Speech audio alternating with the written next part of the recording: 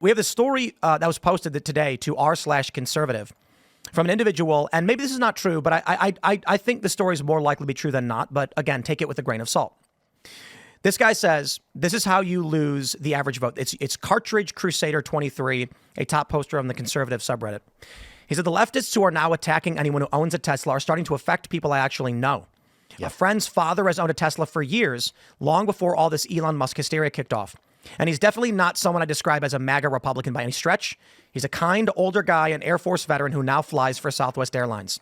He was driving in Arizona, minding his own business, when a random motorcyclist cut him off, pulled in front of his car at a four-line intersection at a red light, kicked his bike stand, and started approaching the vehicle while yelling.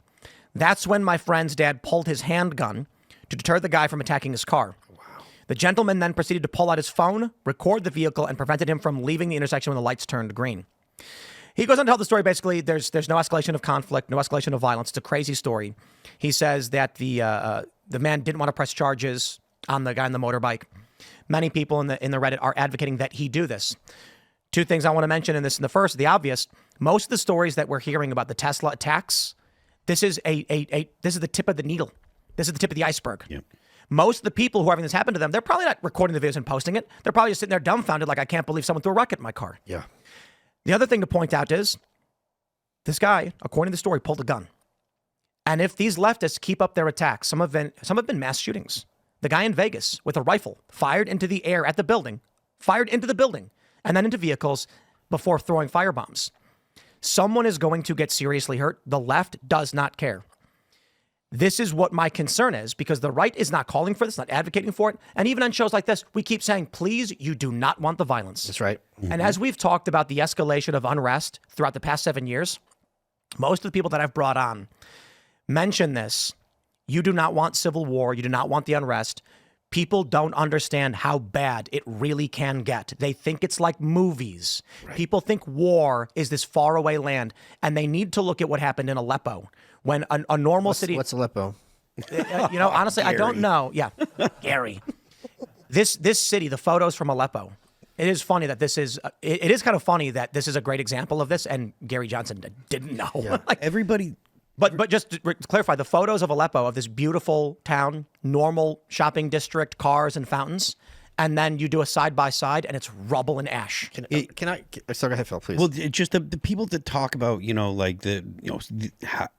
wanting that kind of conflict here, they need to understand that what it'll look like is cartel violence in Mexico. That's what it would look like. It wouldn't look like North and South. That's what people think of when you hear like phrases like civil war and stuff like that.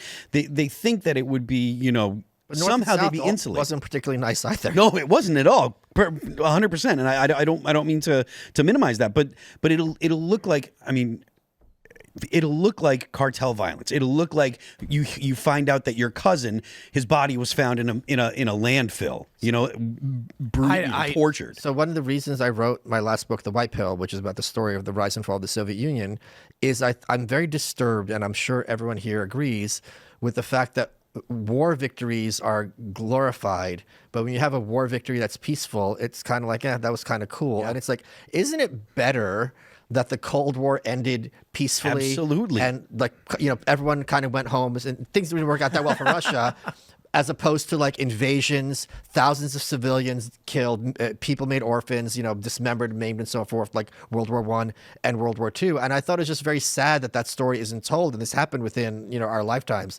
I also, to your other point, it's just, I know a lot of guys who are veterans. Everyone here, I'm sure, does as well.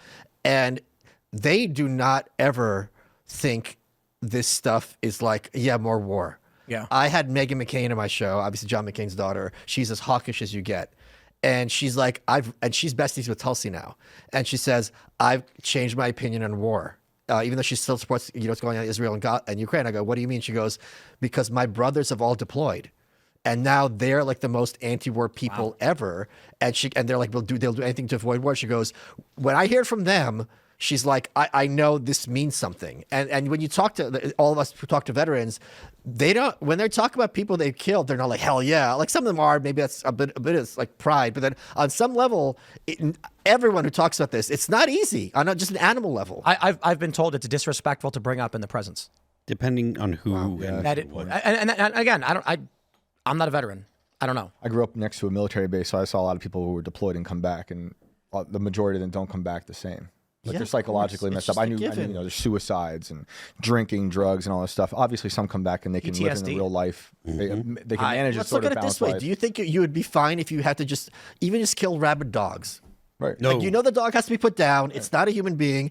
It's going to do a number on yeah. you. Bro, Absolutely. let me tell you about brother Malice. We had when we have critters on the property. Yeah. It's like the local laws require.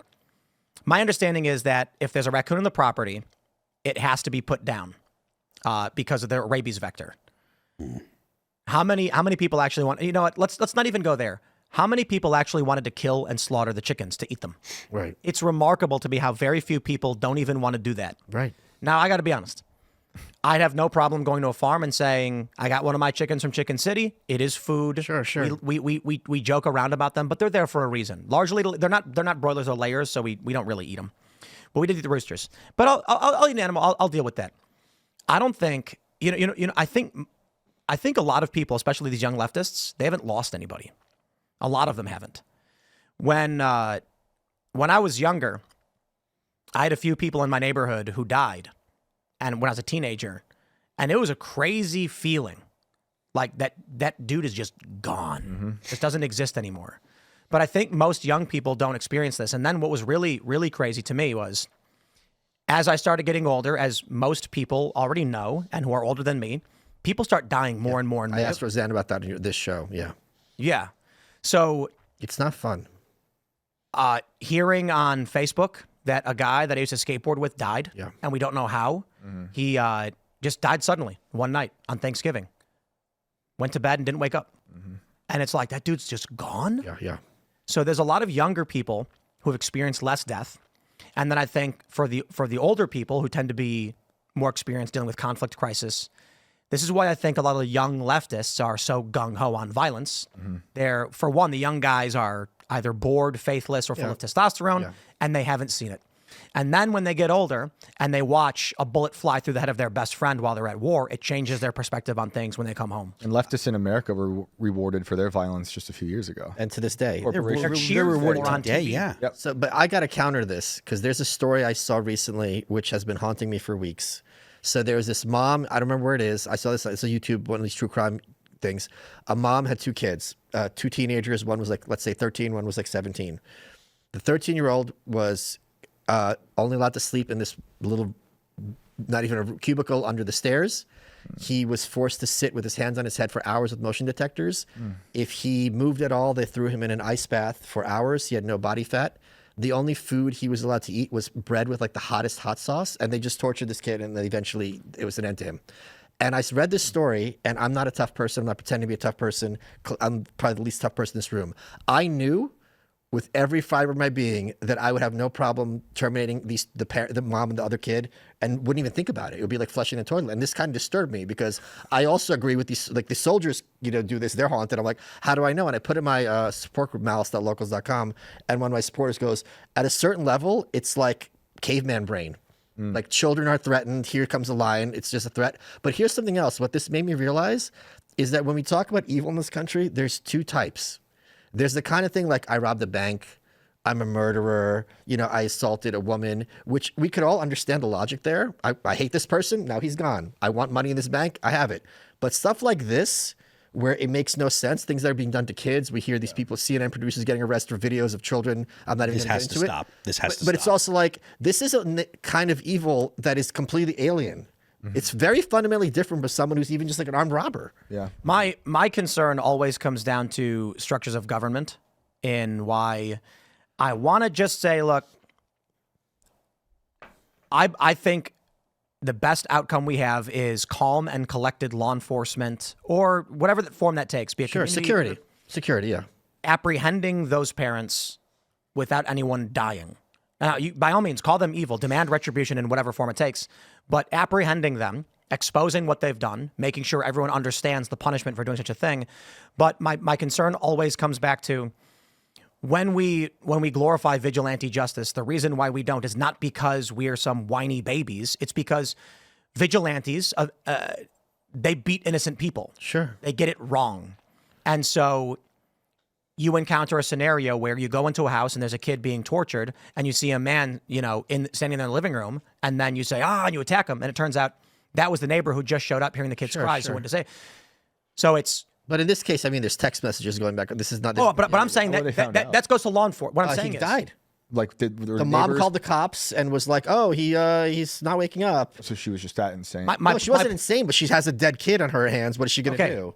Because there's other families that hid kids and bury them, like having their basements for 20 years. And oh God, I didn't even think about the point is that it's handled by a system of law enforcement or judiciary, or if it's a small community, then there is a calm and rational decision. Are you familiar with the story of Gellert's grave? I don't think so. I'm gonna butcher the story because I'm not Welsh, but I really want to make this short film. So the simple version is this, and to all the Welsh fans of the show, you can yell at me in the comments. Prince Waelin of Wales. See, I already ruined it. There you go. Story's over.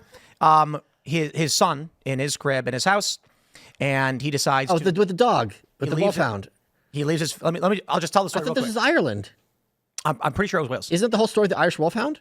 Let me tell the story, and then you can let me know. Okay. So my understanding is, Gellert, the faithful hound. What's going on? Okay. So Prince Waelin in his house, his son's in the crib. He's got to go out and forage, collect resources, wood, whatever. So he leaves his faithful hound Gellert at his house while he goes about his business. Upon arriving to his hut, his cabin, he sees that his door is burst open. Yep. He runs inside and he sees all of his belongings scattered and flipped over. In a panic, he runs to his son's crib where he sees it flipped over and blood everywhere. He panics. Just then, his faithful hound Gellert walks up with blood dripping from his mouth. Angry that Gellert had slain his son while he was away, he draws his sword and thrusts it into the side of his hound, who lets out a dying whelp, which awakens his child. Waelin then flips over the crib to find his son completely healthy, and next to him the wolf that was slain by Gellert, who saved his son's life. And they say after that day, he never smiled again. Yes. That story means a lot. We don't jump to conclusions. We have to keep cool heads about these things. Sure. But what I'm saying is there's many cases where the cool head is like, all right, justice is not prevail in the situation. And in the United States, they brought back, I think, the firing squad in Alabama, because our laws determined that there are some people who have been found guilty beyond a reasonable doubt of crimes so horrific, they have forfeited their lives. Can I ask a question? Because this is something sometimes there's this, something people say and everyone seems to smile and nod. And I'm sitting there, I'm like, how do I not understand this? Because this is one of those stories. There was a case, I think it was Arkansas. Ricky Jane Bobby, I think the guy's name was, something like that. He was mentally disabled. He killed or at least a couple of people. And when they were going to give him the death penalty, he had his last meal. He goes, I'm going to save some for this for later. Like, he clearly didn't understand what was happening to him. Right. And people were like, this is so crazy. You're giving him a death penalty. He didn't understand what he did. And for me, it's like, isn't this the first person you'd give the death penalty to? Because there's no possibility that this guy will ever be allowed on the streets safely. As opposed to someone who's like, okay, I did something horrible and maybe I can't be allowed in the streets, but at least I can, advocate to people in jail and preach to kids and learn from my story. I never understood why that would be the last person you'd want to give the death penalty. There's the moral and there's the mechanical functions or issues pertaining to the death penalty. Okay, go ahead. In the context of, here's a man who can never be made right. Will always be evil. Right. Or dangerous, at least. So I'm opposed to death penalty, and it's for mechanical reasons. The moral reasons I completely understand. A man harming a child, or they're going to cause great bodily harm. Sure. Self-defense exists in this country for the defense of others, all the same. Sure. The mechanical problem is that Kamala Harris walks up to you and says, trust me, that guy deserves to die. And then this nation largely just says, okay, Kamala. I'm opposed to death penalty in that regard as well. I'm just saying, in a case like this, why would this be the last person you'd want? Right. But I don't understand that. From a moral perspective, I agree. But other people don't, and I don't understand why they are opposed to this. I thought that was the function of the death penalty was you are beyond rehabilitation. Are they finding sympathy in him? I don't get it. That's why I'm asking. I literally don't get it. They find. I think the thought process is they find sympathy because this person didn't understand that what they were doing was evil. It's like Lenny out of Mice and Men, but they don't do But you what do. happens. You have to. Like, Well, I mean, if you believe in the death penalty. So, Right. Yes. so but the argument is that person can't be allowed in society again. Right. So they should be kept in. They shouldn't be let go. But killing them is immoral because they didn't understand what they were doing. So there's no malice in it. But it's Pardon my friend. but it's- My it's like taking framing. care of a Right. rabid animal. right. So, right, so, like, so why? actually, Undoing it. right. now, yeah. now we're dealing with logic versus emotion. The emotional individual says, but he had no idea he did wrong, thus there's no malice, so we can't be mad. That's emotional. I'm not mad at all. I'm saying you are logical. In these cases, like, I'm not mad. I'm like, this is a problem. It can never be fixed. But this is the point. You're approaching it logically. Sure. Here is a man who has done harm. He cannot be fixed.